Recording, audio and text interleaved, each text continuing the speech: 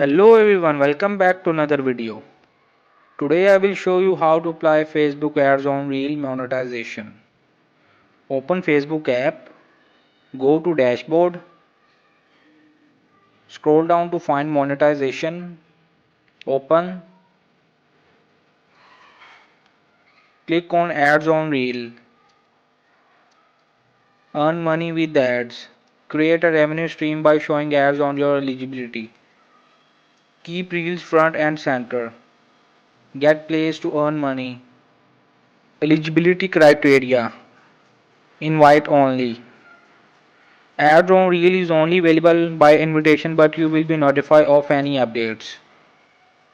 If you recently met all criteria, please allow up to 2 days to get access. This is how to apply Facebook ads on Reels monetization.